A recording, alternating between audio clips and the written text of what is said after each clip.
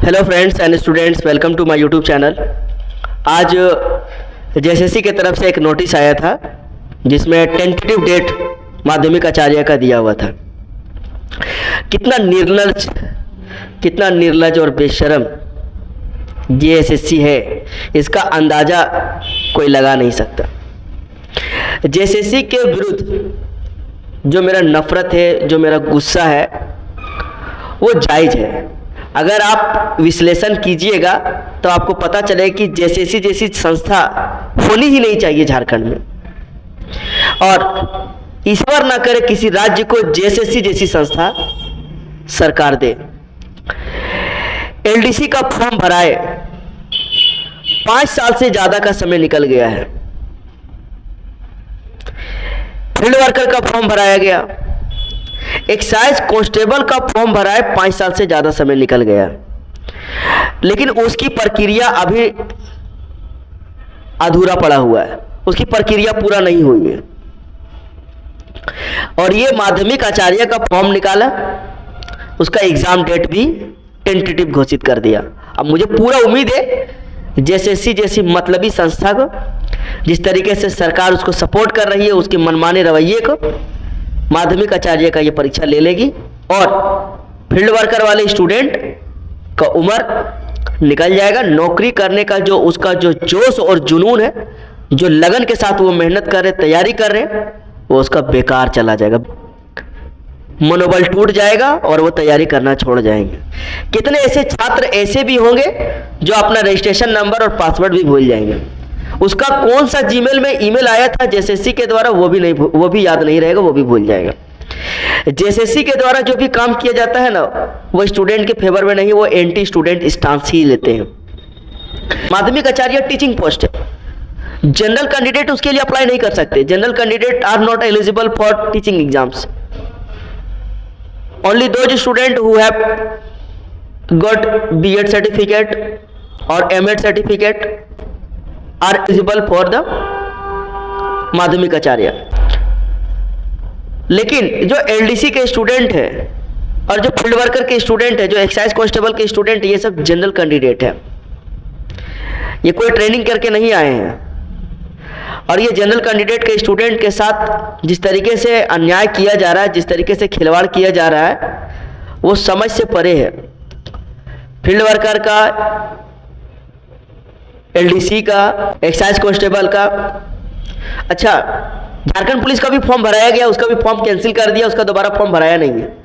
इसके अलावा न जाने कितने ऐसे फॉर्म है जो भराया गया है लेकिन जिसका एग्जाम कंडक्ट नहीं हो रहा है, उसके बारे में जेएसएससी कुछ कहती ही नहीं है।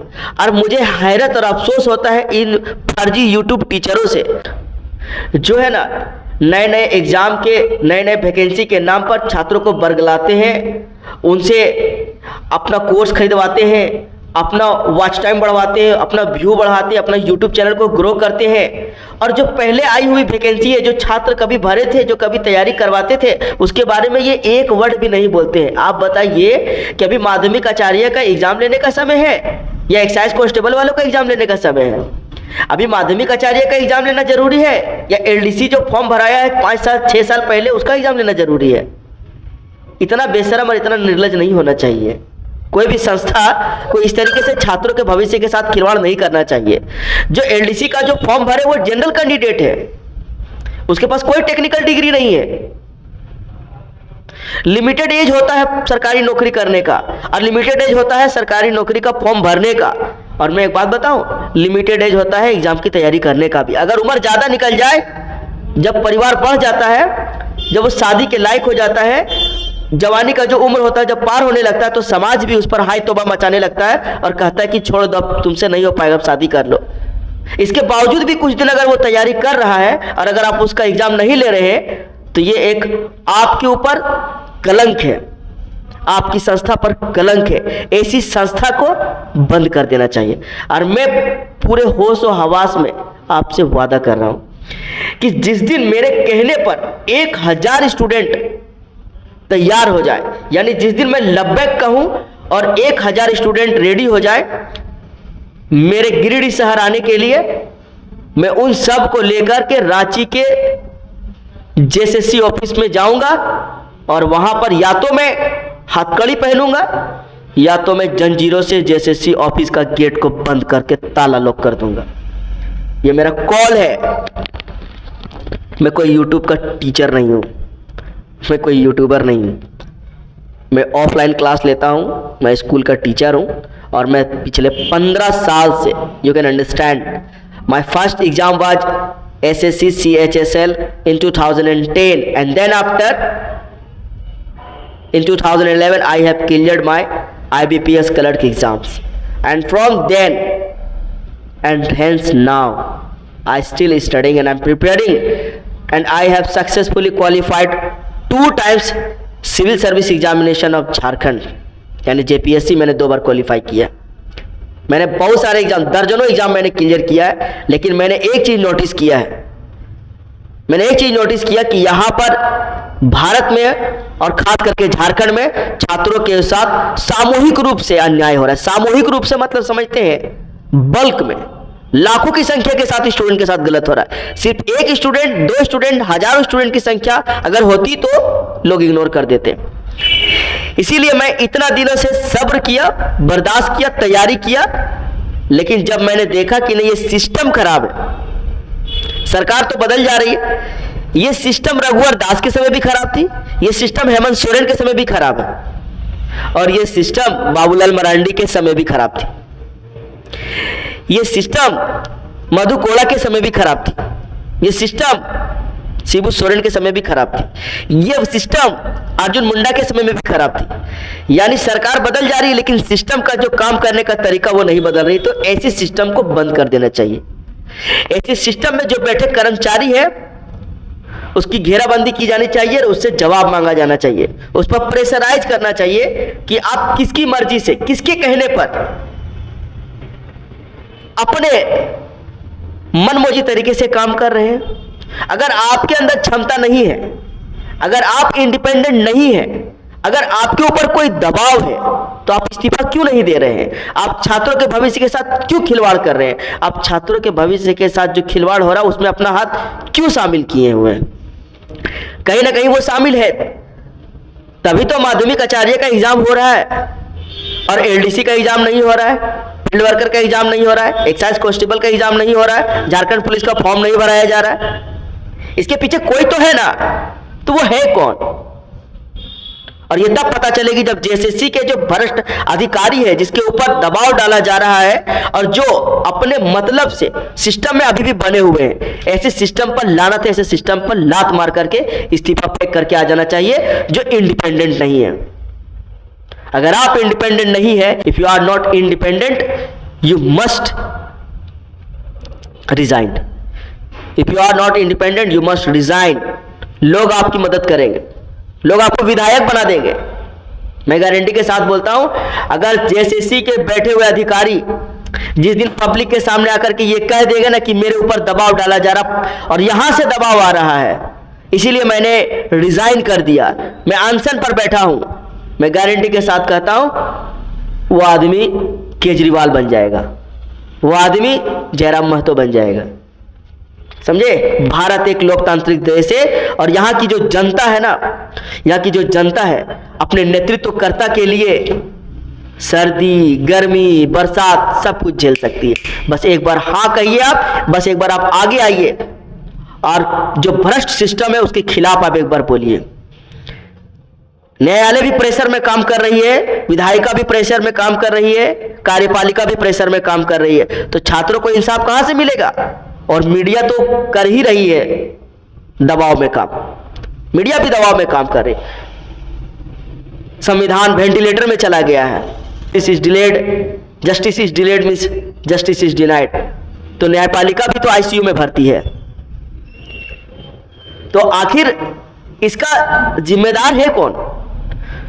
इसका जिम्मेदार वो सारे लोग हैं जो अभी भी सिस्टम का हिस्सा बने हुए। अगर आप ईमानदार हैं और आपके ऊपर प्रेशर किया जा रहा है, आपके ऊपर दबाव बनाया जा रहा है कि आप ये काम कीजिए, आप गलत कीजिए, आप छात्रों के विश्वास के साथ खेलिए, छात्रों के भविष्य के साथ खिलवाड़ कीजिए, तो आप इस्तीफा दे दीजिए। अगर आप इस्तीफा दे दीजिएगा पब्लिक आपको सपोर्ट करेगी। आप भूलिए मत, भारत वो देश है जहां पर जेल में रह करके भी आप चुनाव लड़ सकते हैं और चुनाव लड़ने के बाद आप विधायक बन सकते हैं।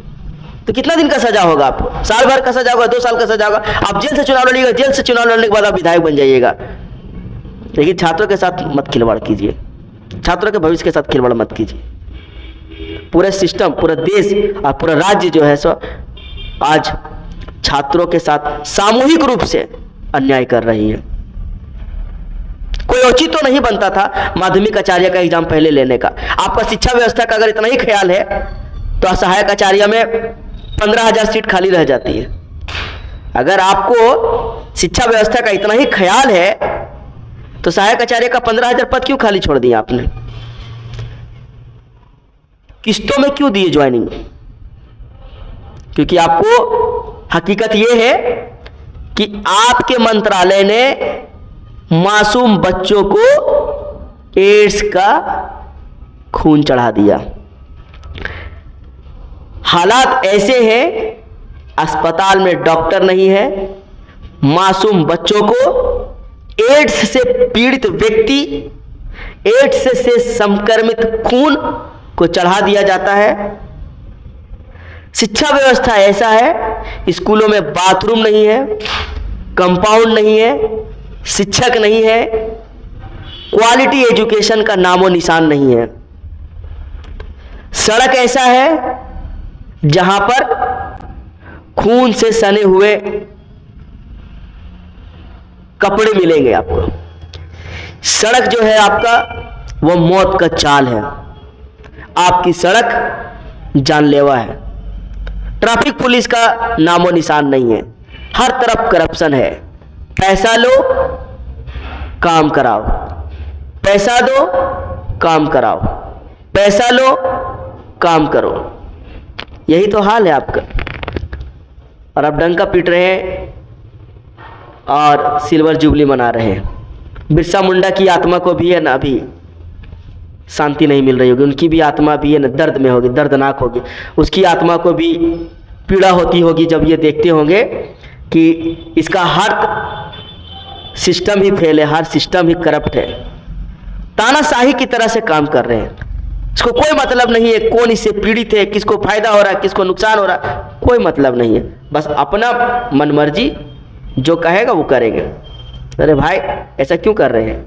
मत कीजिए, किसी के साथ खिलवाड़ क्यों कर रहे हैं? आपके भी बच्चे होंगे, आपके भी बच्चे होंगे, वो भी बच्चे इसी सिस्टम का हिस्सेदार बनेंगे।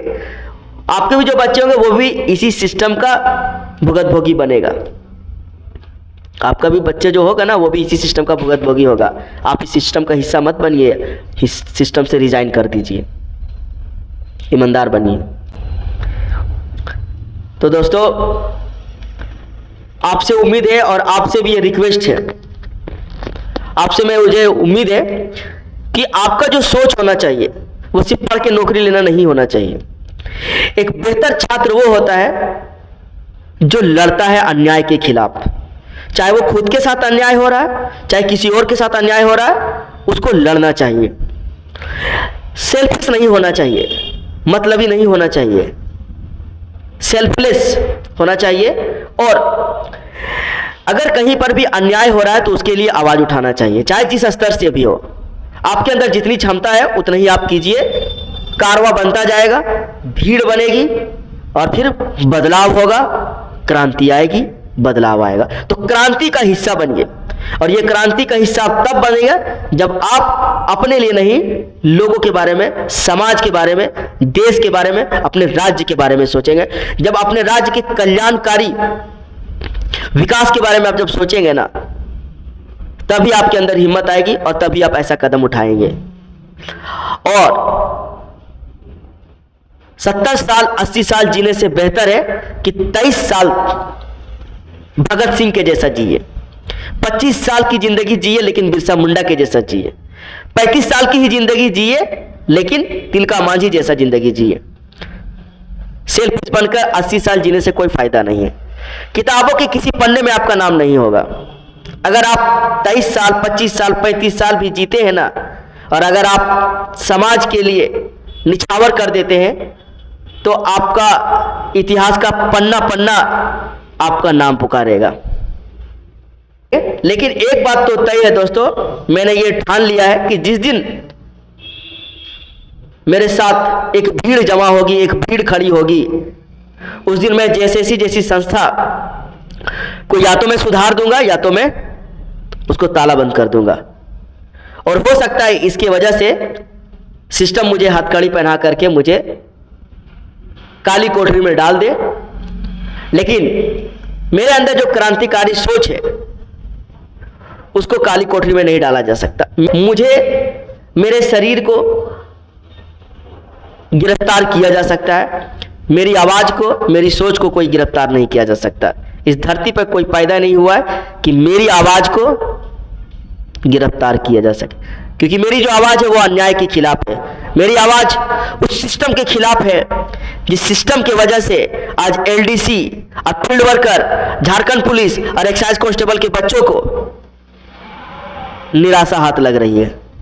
जो बच्चे आज सिर्फ पढ़ रहे हैं, उसका एग्जाम का कोई अता पता नहीं है, उसका फॉर्म भरवाया गया, उसका एग्जाम का कोई अता पता नहीं है। जेटेट के नाम पर 1500 रुपये वसूल किया गया, उसके एग्जाम का कोई अता पता नहीं। सीटेड वाले बच्चों को एग्जाम में बैठने नहीं दिया जा रहा है, एग्जाम में बैठ रहे हैं तो उसका रिजल्ट आउट नहीं होने दिया जा रहा है। इसके खिलाफ मेरी लड़ाई है।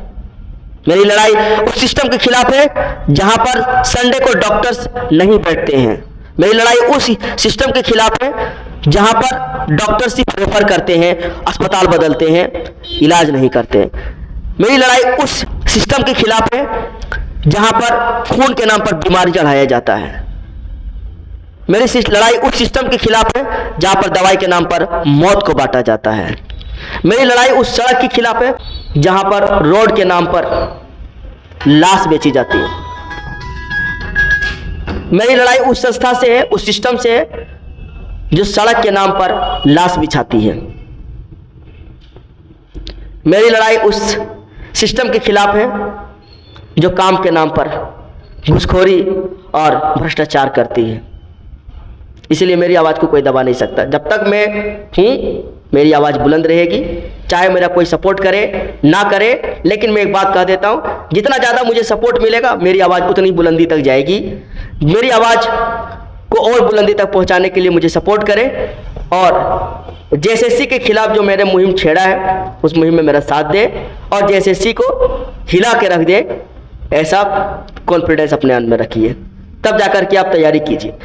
सिर्फ फॉर्म भर के तैयारी करने से आपकी नौकरी नहीं होगी। फॉर्म भर के तैयारी करने से अगर नौकरी होता तो आज एक्साइज कांस्टेबल वाला का भी नौकरी हो चुका होता, फील्ड वर्कर वालों का भी हो चुका होता, झारखंड पुलिस वालों का भी हो चुका होता है, एलडीसी वालों का भी हो चुका होता, और भी बहुत सारे फॉर्म आए जिसका एग्जाम बैठे बच्चे लोग, उसका नौकरी हो चुका होता। लेकिन यहाँ लड़ना पड़ता है, धरना प्रदर्शन करना पड़ता है, लाठियाँ खाना पड़ता है। गुलाम हुसैन को देखिए, गुलाम हुसैन को चलती गाड़ी से फेंक दिया गया था, माथा फट गया था, तब वो आज नौकरी कर रहे हैं। नौकरी इतना आसानी से नहीं मिलता दोस्त, ये झारखंड है। मतलबी मत बनो, स्वार्थी मत बनो, किसी को गाली मत दो। सिस्टम के खिलाफ अगर कोई लड़ रहा है तो उसको सपोर्ट करो, उसके पीछे खड़े रहो। उसके आगे ना खड़ा रह सको तो कम से कम उसके पीछे खड़े रहो। Thank you for watching. मिलेंगे नेक्स्ट वीडियो में।